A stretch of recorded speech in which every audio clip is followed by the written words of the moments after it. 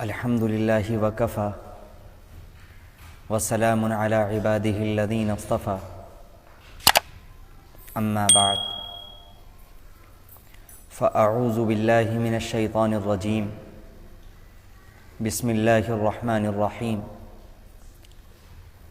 وَلَنَبْلُوَنَّكُمْ بِشَيْءٍ مِّنَ الْخَوْفِ وَالْجُوعِ وَنَقْصٍ مِّنَ الْأَمْوَالِ وَالْأَنفُسِ وَالثَّمَرَاتِ وَبَشِّرِ الصَّابِرِينَ الَّذِينَ إِذَا أَصَابَتْهُم مُّصِيبَةٌ قَالُوا إِنَّا لِلَّهِ وَإِنَّا إِلَيْهِ راجعون أُولَئِكَ عَلَيْهِمْ صَلَوَاتٌ مِّن رَّبِّهِمْ وَرَحْمَةٌ وَأُولَئِكَ هُمُ الْمُهْتَدُونَ صدق الله العظيم. وقد قال النبي صلى الله عليه وسلم إذا انقطع شسع أحدكم فليسترجع فإنه من المصائب رواه البيهقي في شعب الإيمان أو كما قال عليه الصلاة والسلام. اللهم صل على سيدنا محمد وعلى آل سيدنا محمد وبارك وسلم صلی اللہ علی النبی الامی صلی اللہ علی النبی الامی. واجب الاحترام بزرگوں، قابل قدر دینی اور ایمانی بھائیوں، اور بہت ہی قدر و منزلت کی مستحق میری ماؤں اور بہنوں، سب سے پہلے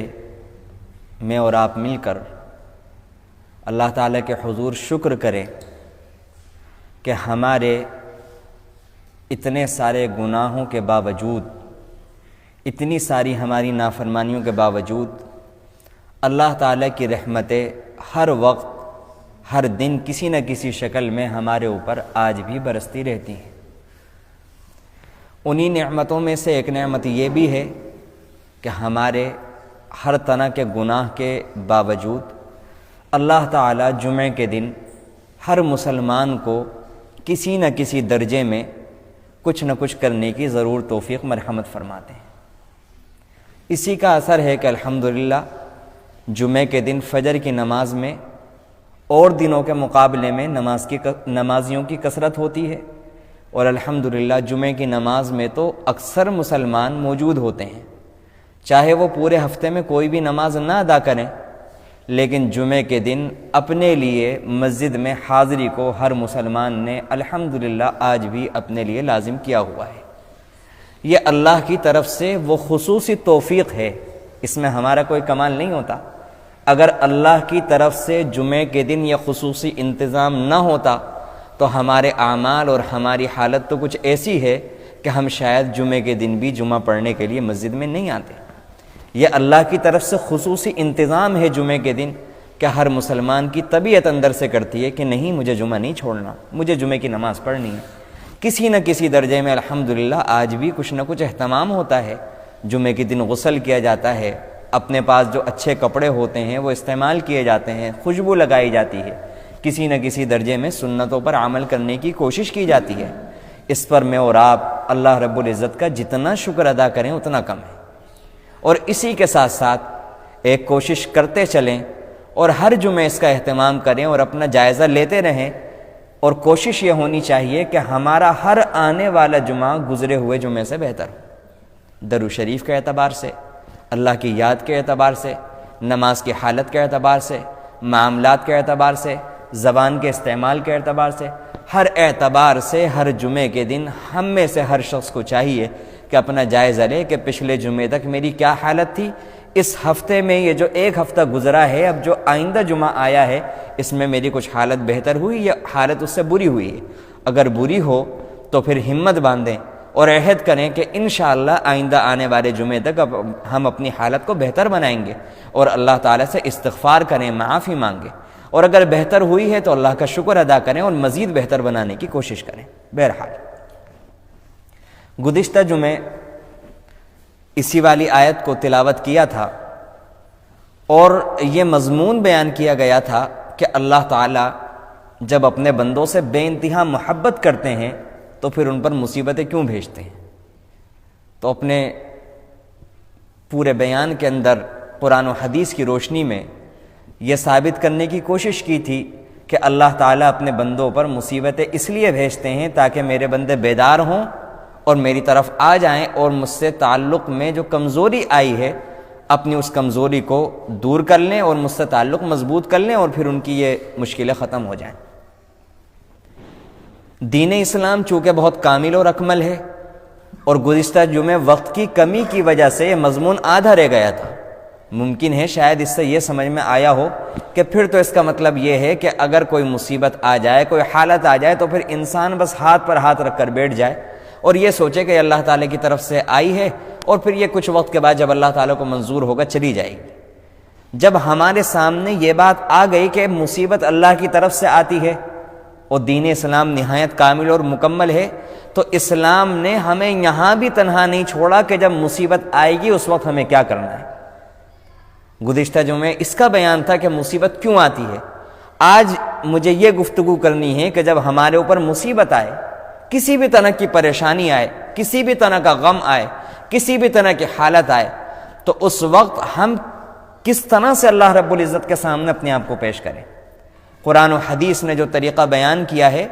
اگر اس طریقے کے مطابق انسان اپنے آپ کو پیش کرے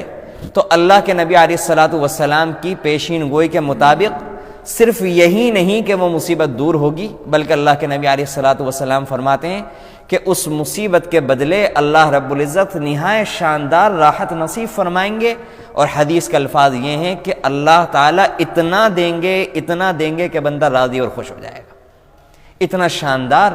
رب کے فضل سے ہمارے پاس دین ہے، اتنا شاندار دین الحمدللہ ہمارے پاس موجود ہے۔ اور دوسری بات، اللہ تعالیٰ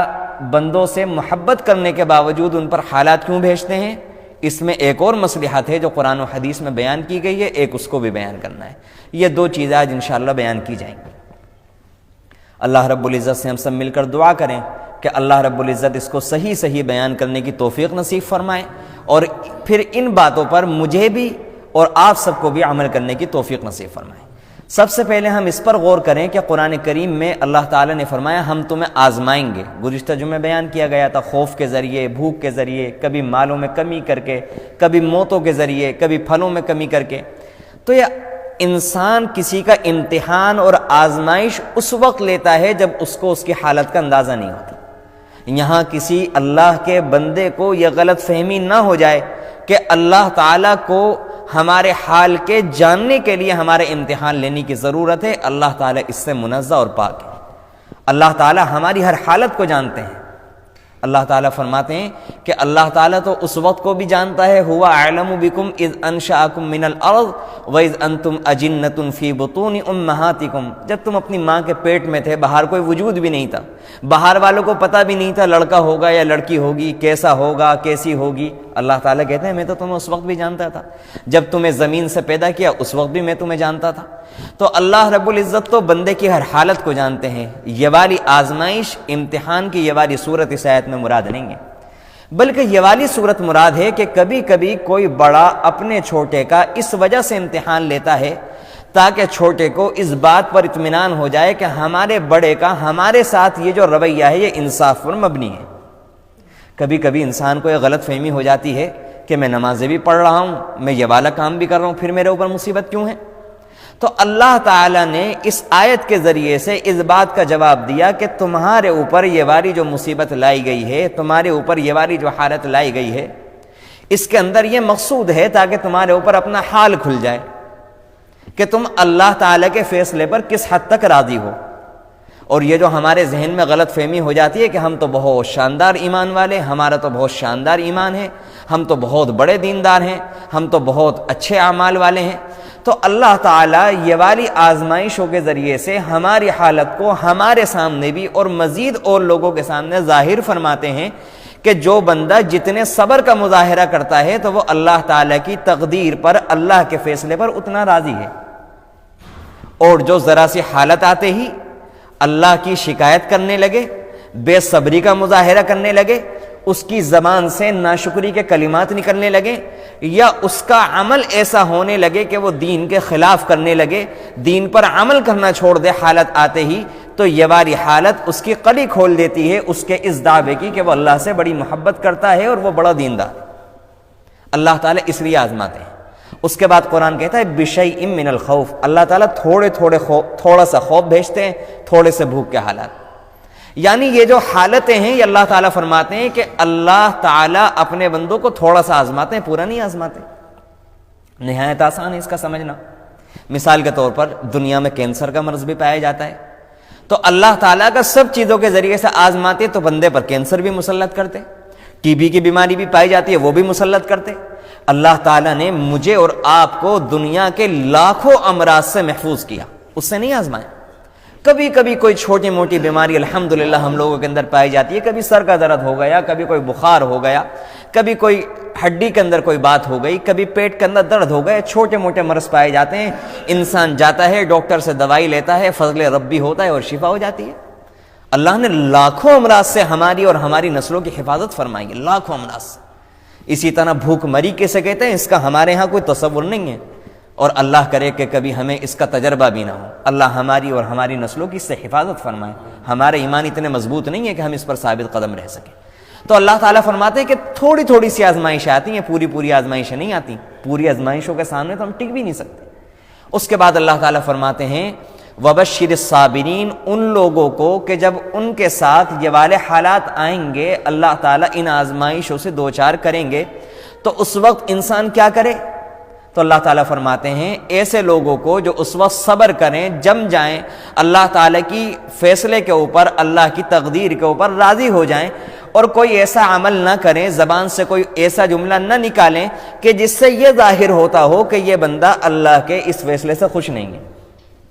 تو اللہ تعالیٰ فرماتے ہیں کہ ایسے بندوں کو الذین اذا اصابتہم مصیبۃ،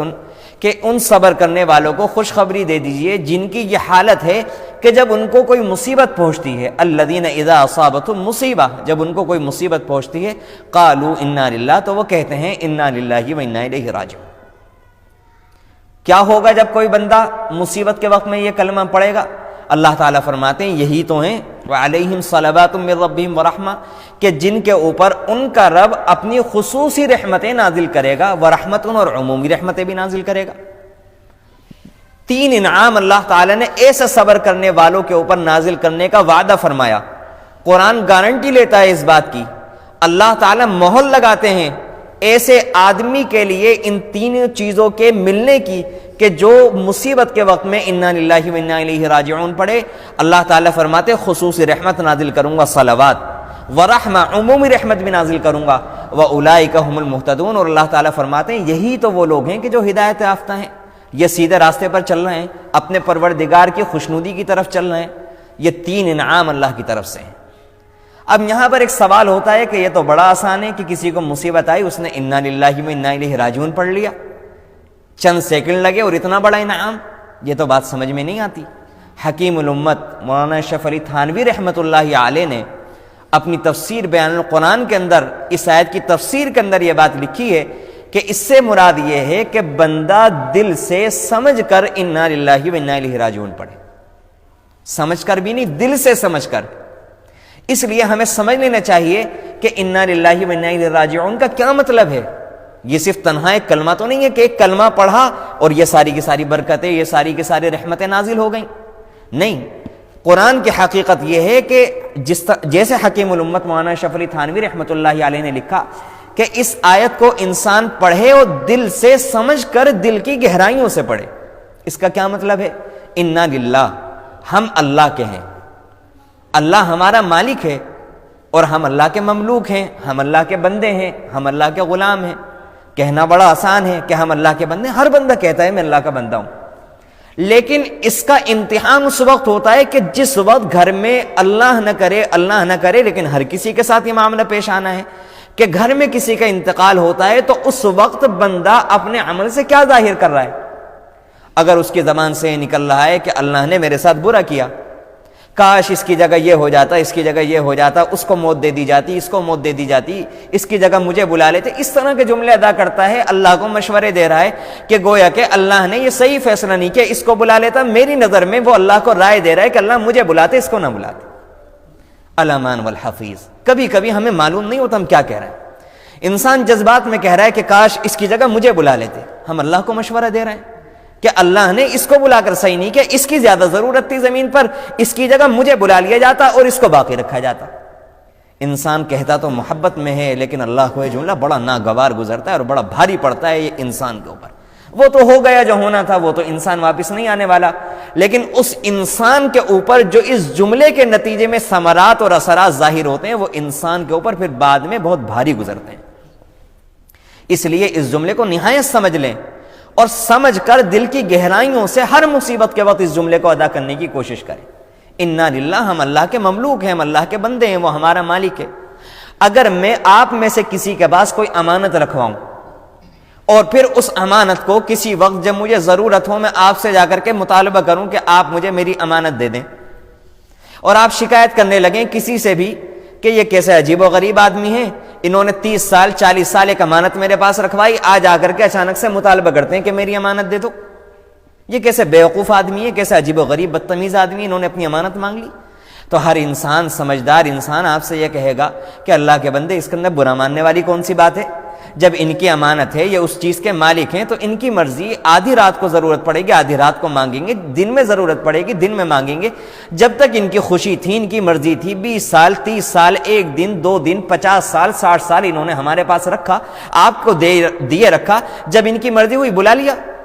بالکل یہی معاملہ اللہ تعالیٰ کا ہے کہ میرے اور آپ کے والدین، میرے اور آپ کے بچے، ہماری اور آپ کی بیویاں، ہماری اور آپ کی بہنیں، جتنے بھی رشتہ دار ہیں، جتنے بھی لوگ ہیں، جتنی بھی چیزیں ہیں، ہماری صحت، ہماری خوشیاں، ہمارا کاروبار، ہمارے گھر کا سکون، یہ ساری کی ساری چیزیں انا للہ، ہم یہ کہتے ہیں کہ اللہ کی ہیں۔ اللہ کو جب تک منظور ہوا، اللہ نے ہمیں دے کر رکھا ہے، ہم اپنے، یہ کوئی ہماری خاندانی وراثت تو نہیں ہے۔ ہم جب ماں کے پیٹ سے دنیا میں اللہ نے ہمیں بھیجا تھا تو خالی ہاتھ بھیجا تھا،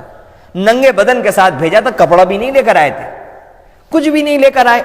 جو کچھ اللہ نے دیا اپنے فضل سے دیا، اس کا احسان، اس کی مہربانی، جب تک اس کو منظور ہوا دے کر رکھا، جب اس نے چاہا بلا لیا، جب اس نے چاہا واپس لے لیا۔ انسان کی سمجھداری اور انسان کی اللہ کی تقدیر پر رضامندی کی علامت یہ ہے کہ وہ فوراً جیسے ہی کسی چیز کو اللہ تعالیٰ لیں، وہ یہ نہیں کہے کہ اللہ نے مجھ سے کیسے لے لیا، میں تو یہ بھی کرتا تھا، یہ بھی کرتا تھا، یہ بھی کرتا تھا، اگر یہ میرے پاس ہوتا میں ایسا کرتا، نہیں، فوراً اللہ کی طرف متوجہ کہ یہ تو اللہ کی دی ہوئی تھی، اللہ آپ کا شکر، آپ کا احسان، آپ نے اتنے سال تک دے کر کے رکھا، اب آپ کو منظور ہے، آپ بہتر جاننے والے، آپ نے لے لیا، آپ کا شکر، انا للہ، اے اللہ یہ سب کچھ آپ کا ہے، وَإِنَّا إِلَيْهِ رَاجِعُونَ، اور اے اللہ یہ جو آپ نے دیا، اب اس کے لینے کے بعد ہمارے اوپر جو حالات آئیں گے، ہمیں جو پریشانی ہوگی، اے اللہ قیامت کے دن جب ہم آپ کے پاس پہنچ جائیں گے، یہ چیز آپ نے اپنے پاس بلا لی، ہمارے والد کو آپ نے اپنے پاس بلا لیا، ہمارے بچے کو بلا لیا، ہماری بیوی کو بلا لیا، بہن کو بلا لیا، کسی بھی رشتہ دار کو بلا لیا، یہ سب آپ کے پاس جمع ہو گئے، اے اللہ ان کے بغیر جو ہمیں غم ہوگا، جو پریشانی ہوگی، ان کی جو کمی کا احساس ہوگا، جب ہم بھی وہیں پہنچ جائیں گے جہاں پر یہ ہیں، تب آپ ہمیں اس کا بدلہ دے دیجئے۔ یہ ہے انا للہ و انا الیہ راجعون کا مطلب، اے اللہ سب کچھ آپ کا، آپ جب چاہیں لے لیں، ہم خوشی سے دینے کے لیے تیار ہیں، اور تیار نہ ہو تب بھی دینا پڑے گا۔ سچی بات تو یہ، تیار نہ ہو، ساری کائنات ایک انسان کو روکنے کی کوشش کرے، جس کو اللہ تعالیٰ بلانے کا ارادہ کر لیں، رکنے والا تو تب بھی نہیں ہے۔ تو اللہ نے کیا ہی شاندار دین بنایا کہ ہوگا تو تب بھی وہی جو اللہ کو منظور ہے۔ تمہاری سعادت مندی کی بات ہے، تم اپنی دنیا بھی سوال لوگے، اپنی آخرت بھی سوال لوگے، اگر تم اللہ کے فیصلے پر راضی ہو جاؤ۔ اور اگر انسان اللہ کے فیصلے پر راضی نہیں ہوتا اور وہ یہ کہتا ہے کہ اللہ اس کے جانے سے میں محتاج ہو گیا، میں برباد ہو گیا، تو اس کے اس کہنے کی وجہ سے اللہ تعالیٰ کو یہ محسوس ہوتا ہے کہ گویا کہ اس بندے کی نظر میں یہ والے سارے کام اس کے ذریعے سے ہوتے تھے، میرے ذریعے سے نہیں ہوتے تھے۔ پھر اللہ تعالیٰ اس کو محتاج بنا دیتے ہیں، پھر اس کے جانے کے بعد وہ کام اجڑ جاتا ہے، ختم ہو جاتا ہے، پھر نہیں ہوتا۔ اور اگر وہ سمجھ کر دل سے یوں کہتا ہے، اے اللہ کرنے والے تو آپ ہیں، آپ نے اس کو ذریعہ بنایا، اے اللہ اس کے بغیر آپ یہ کام چلا سکتے ہیں، آپ بحسن و خوبی چلا سکتے ہیں، لیکن اے اللہ اس کی کمی کا جو احساس ہے وہ آپ قیامت کے دن اس کا صلہ مجھے وہاں دیجیے گا۔ تو خدا کی قسم رب العالمین یہاں بھی اس کی کمی کو پورا فرماتے ہیں اور قیامت کے دن اس کو صلہ دیں گے اس کا، حالانکہ اس میں اس کا کوئی عمل ومل نہیں ہے۔ اور انسان کی حالت ایسی ہے کہ 2 دن 4 دن 5 دن غم ہوتا ہے، مہینے 10 مہینے 1 سال 2 سال، اس کے بعد بھول جاتا ہے، یہ کوئی عمل نہیں کر رہا ہے، کوئی پریشانی نہیں اٹھا رہا ہے، اس کے باوجود رب العالمین اس کو نہایت شاندار، نہایت پاکیزہ، نہایت بڑھا کر کے اجر دیں گے۔ کتنی چھوٹی چھوٹی باتیں ہیں کہ اگر انسان ذرا سے اپنی سوچ کو بدل لے تو اس کے لیے قیامت کے دن نیکیوں کا انبار ہوگا، نیکیوں کا انبار ہوگا۔ اور حدیث مبارک میں آتا ہے کہ اللہ کے نبی علیہ الصلوۃ والسلام کا ایک بار جوتے کا فیتہ ٹوٹ گیا، جس کو تسمہ کہا جاتا ہے، جوتے کا فیتہ ٹوٹ گیا، تو اللہ کے نبی علیہ الصلوۃ والسلام نے فرمایا زبان مبارک سے انا للہ و انا الیہ راجعون۔ صحابہ نے پوچھا ہے اللہ کے نبی علیہ السلام آپ نے اس کے ٹوٹنے پر انا للہ و انا الیہ راجعون پڑھا، کیا یہ بھی مصیبت ہے؟ اللہ کے نبی علیہ الصلوۃ والسلام نے فرمایا کہ ہاں یہ بھی مصیبت ہے، اور جب بھی اگر کسی کا جوتے کا فیتہ بھی ٹوٹ جائے تو اس کو چاہیے کہ وہ انا للہ و انا الیہ راجعون پڑھا کرے۔ یہ اللہ کے نبی علیہ الصلوۃ والسلام نے مصیبت کی تعریف کی ہے کہ انسان کو جو بھی چیز اس کی طبیعت پر ناگوار محسوس ہو وہ مصیبت۔ خلاصہ یہ ہے کہ اللہ تعالیٰ جو مصیبتیں بھیجتے ہیں تو اس میں یہ حکمت ہوتی ہے کہ اللہ تعالیٰ یہ دیکھنا چاہتے ہیں کہ بندہ میری تقدیر کے فیصلے پر، میرے فیصلے کے اوپر راضی ہے یا راضی نہیں ہے۔ اور انسان کو جب اس کے پاس مصیبت پہنچے، کوئی بھی ناگوار چیز پہنچے، کوئی بھی ناگوار، حتیٰ کہ اس کے پیر کے اندر کانٹا چبھ جائے، اس کے سر میں درد ہو جائے، اس کو بخار ہو جائے، اس کی کوئی خوشی ختم ہو جائے، اس کو ناگہانی کوئی صدمہ پہنچ جائے، یہ تو بڑی بڑی چیزیں ہیں کہ کسی کا انتقال ہو جائے، روزمرہ انسان کا چلتے چلتے پیر مڑ جائے، اس کے پیر کے نیچے کنکر آ جائے، اس کی چلتے ہوئے اس کے پیر کے اندر کوئی جھٹکا آ جائے، چھوٹی سے چھوٹی چیز ہو، اگر چھوٹی سے چھوٹی چیز جس سے انسان تکلیف محسوس کرے، جس سے کوئی ناگواری ہو، تو اپنی زبان سے گالی نکالنے کے بجائے، اپنی زبان سے کسی کو کوسنے کے بجائے انسان کو پڑھنا چاہیے انا للہ و انا الیہ راجعون۔ آپ اس پر عمل کرنا شروع کریں، میں بھی اس پر عمل کرنا شروع کروں، چند دن کے بعد ہم تجربہ کریں گے، اپنی انہی آنکھوں سے دیکھیں گے کہ وہ والی چیز جو ہمیں ناگوار محسوس ہوتی تھی، اس دعا کی برکت سے اللہ تعالیٰ اس غلط عادت کو، اس غلط چیز کو، اس بیماری کو، اس غم کو، مصیبت کو ختم فرما دیں گے، اور بہت شاندار اس کے بدلے ہمیں بدلہ نصیب فرما دیں گے۔ اتنی آسان چیز ہے، لیکن سمجھ کر کے دل کے گہرائیوں سے پڑھنے کی ضرورت ہے۔ اللہ کے ایک پیغمبر گزرے، حضرت ایوب علیہ السلام، سب نے نام سنا ہے، بڑے مشہور پیغمبر ہیں۔ یہ کتب تفسیر میں ان کا واقعہ بڑی تفصیل کے ساتھ مذکور ہے، اور بہت ساری اس کے ساتھ اسرائیلیات بھی ہیں کہ جو غلط طریقے سے مشہور ہو گئی ہیں۔ مجھے مختصراً ان کا واقعہ ذکر کرنا ہے، حضرت ایوب علیہ السلام کا۔ قرآن نے ان کے بارے میں کہا انا وجدناہ صابرا، اللہ فرماتے ہیں کہ ہم نے ان کو صبر کرنے والا پایا۔ سبحان اللہ، کیا مقام ہوگا اس ہستی کا کہ جس کو رب العالمین یوں کہہ دیں کہ ہاں یہ ہے صبر کرنے والا، ہم نے پایا اس کو صبر کرنے والا۔ روایتوں میں آتا ہے کہ حضرت ایوب علیہ السلام کو اللہ نے بہت مال و دولت سے نوازا تھا، بہت سارے مویشی، بہت ساری گائیں، بہت ساری بکریاں، بہت سارے اونٹ۔ اس زمانے کی جو نہایت شاندار دولتیں ہوا کرتی تھیں وہ ساری کی ساری رب العالمین نے اپنے پیغمبر حضرت ایوب علیہ السلام کو دی ہوئی تھی، اور یہ اس پر اللہ کا نہایت شکر ادا کیا کرتے تھے، بہت شکر ادا کیا کرتے تھے۔ شیطان نے ایک موقع پر اللہ تعالی سے کہا کہ یہ ایوب آپ کا شکر اس وجہ سے کرتے ہیں، آپ نے ان کو اتنی ساری نعمتیں دی ہوئی ہیں، اگر نعمتیں نہیں دی ہوں تب یہ شکر ادا کریں تب مانوں۔ اللہ تعالیٰ نے کہا بتا کیا چاہتا ہے؟ شیطان نے کہا کہ آپ مجھے ان کے مال پر اختیار دے دیں۔ اللہ تعالیٰ نے کہا منظور ہے۔ تو شیطان نے اپنے لاؤ لشکر کی مدد سے حضرت ایوب علیہ السلام کے سارے مال کو، پہلے گائیں کو ہلاک کیا، بکریوں کو ہلاک کیا، ان کے کھیتوں کو ہلاک کیا، حتیٰ کہ ایک موقع پر شیطان نے اللہ کے اجازت دینے کی وجہ سے، یہاں پر رک کر یہ بات عرض کرنا چاہتا ہوں کہ ہم یہاں رک کر اپنا عقیدہ صحیح کریں کہ شیطان نے پہلے اللہ سے اجازت لی ہے، اس کے بعد جا کر کسی اللہ کے چہیتے پیغمبر حضرت ایوب علیہ السلام کے مال کو، کھیت کو نقصان پہنچا پایا ہے۔ آج ہم لوگوں کے اندر یہ بدعقیدگی پائی جاتی ہے کہ ہم سوچتے ہیں کہ اس کے کرنے سے یہ کام ہو گیا، اس طرح سے یہ کام ہو گیا، اس طرح سے یہ کام ہو گیا۔ یہاں پر ہم اپنے عقیدے کو صحیح کریں کہ پہلے شیطان نے، جو جنوں کا سردار ہے شیطان، اس نے اللہ تعالی سے اجازت لی ہے، اس کے بعد وہ حضرت ایوب علیہ السلام کے مال کو نقصان پہنچایا ہے۔ تو ہم اپنا عقیدہ صحیح کر لیں کہ اگر ہمارے مال کو نقصان پہنچے گا تو کسی کے کرنے سے نقصان نہیں پہنچے گا، بلکہ اگر نقصان پہنچے گا تو اللہ کے حکم سے نقصان پہنچے گا۔ وما هم بضارین به من احد الا باذن اللہ، جو کچھ ہوگا وہ اللہ کے حکم سے ہوگا، ذریعہ کوئی بھی بنے۔ تو بہرحال جب ان کا سارا مال ہلاک ہو گیا، شیطان نے اولاد کے لیے بھی دعا کی، اللہ نے اس پر بھی تسلط دیا، اور جس مکان کے اندر حضرت ایوب علیہ السلام کی اولاد اور آپ کی بیویاں تھیں، حضرت شیطان نے اس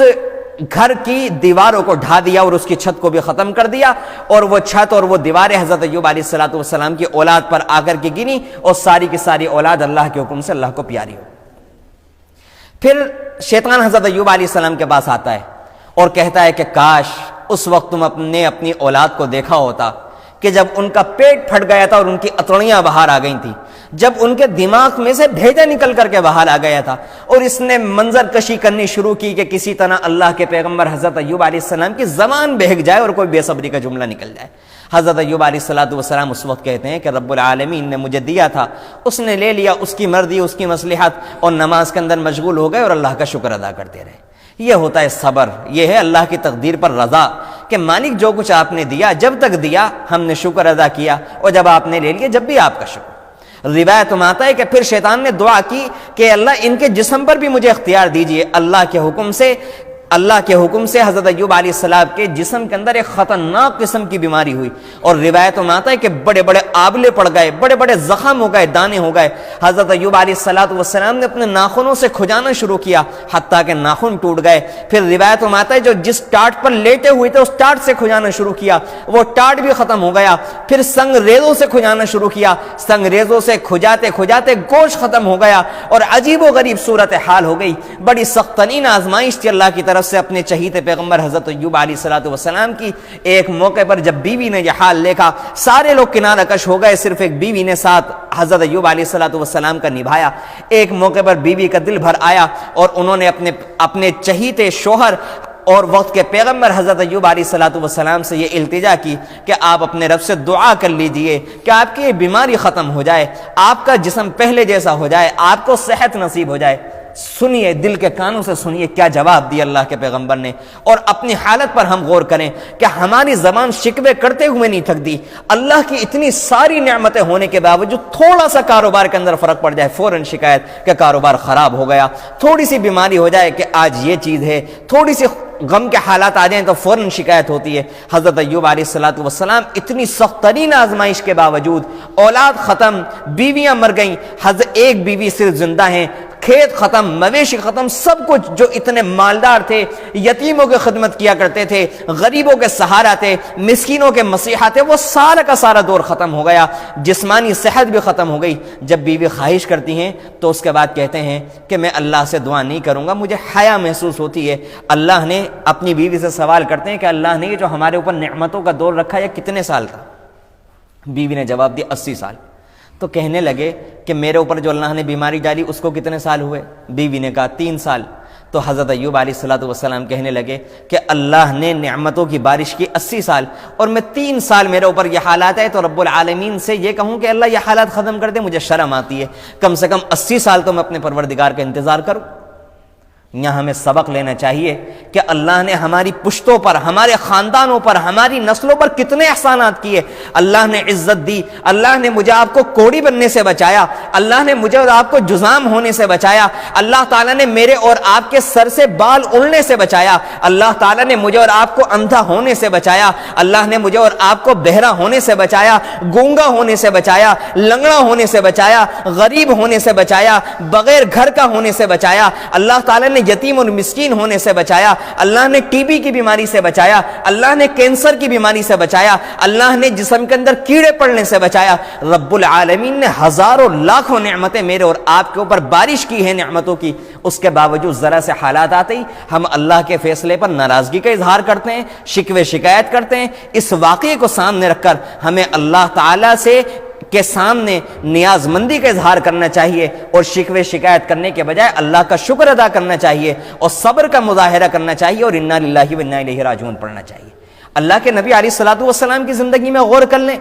ایک موقع پر اللہ کے نبی علیہ السلام کے ایک بیٹے ہیں حضرت ابراہیم رضی اللہ عنہ،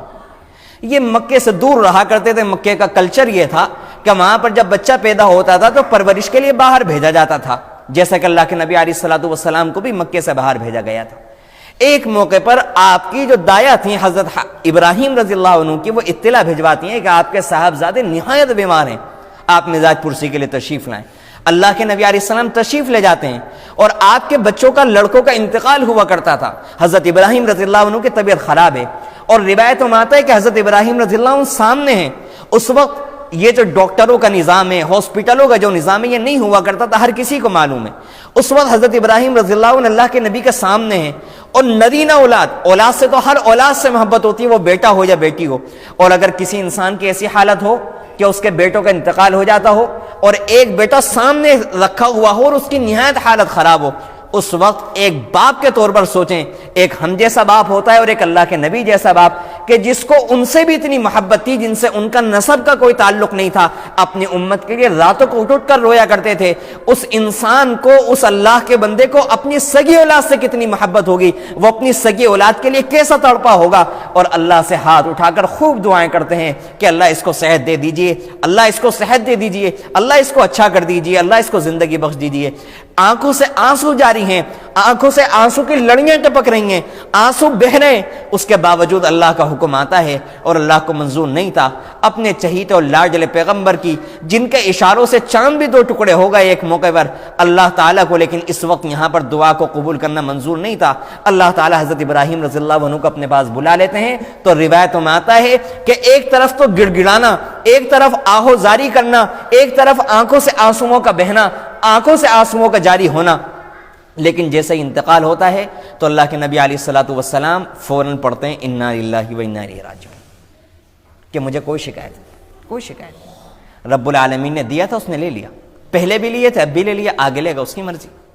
بالکل اسی طرح ایک واقعہ حضرت زینب رضی اللہ عنہا کی بیٹی کا، یعنی جو آپ کی نواسی تھی، ان کے سامنے آپ کی نواسی رکھی ہوئی ہیں اور ان کی بھی نہایت طبیعت خراب ہے، اللہ کے نبی خوب گڑ گڑا کر دعائیں کرتے ہیں۔ جیسے ہی انتقال ہوتا ہے تو ایک خاتون جو اللہ کے نبی کے گھر کے اندر موجود ہے وہ روتی ہیں، آوازوں سے روتی ہیں۔ اللہ کے نبی فرماتے خبردار، وقت کا پیغمبر تمہارے سامنے موجود ہے اور تم اس طرح سے رو گی، انا للہ و انا الیہ راجعون۔ اللہ کے نبی اس وقت بھی پڑھتے ہیں، اور کس کس مصیبت پر اللہ کے نبی نے انا للہ و انا الیہ راجعون نہیں پڑھا، ہر موقع پر۔ اللہ کے نبی کے ساتھ کیا نہیں ہوا، اللہ کے نبی کی 2 بیویوں کو طلاق دے دی گئی، اللہ کے نبی علیہ الصلوۃ والسلام کی بیٹی جب حمل کی حالت میں تھی، امید سے تھی، اس وقت اللہ کے نبی علیہ السلام پیغام بھیجتے ہیں کہ ان کو مکے سے مدینہ منورہ لایا جائے۔ جب وہ وہاں سے چلتی ہیں اونٹ پر سوار ہو کر، تو مکے کا ایک کافر، ایک بدبخت، ان کے پیر کے نیچے تلوے میں ایک نیزہ مارتا ہے، نیزے کی تکلیف کی وجہ سے جب وہ اچھلتی ہیں تو اونٹ سے نیچے آ کر گرتی ہیں، اس وجہ سے ان کا بچہ ساقط ہوتا ہے، ان کا حمل ختم ہو جاتا ہے، اور بالآخر اسی مرض کے اندر، اسی بیماری کے اندر ان کا انتقال ہو جاتا ہے۔ اللہ کے نبی نے یہ بھی برداشت کیا۔ اللہ کے نبی علیہ السلام کے چہرے پر تھوکا گیا، اللہ کے نبی نے اس کو بھی برداشت کیا۔ لوگ ہڈیاں چوس چوس کر ان کے گھر کے اندر پھینکا کرتے تھے، اللہ کے نبی نے اس کو بھی برداشت کیا۔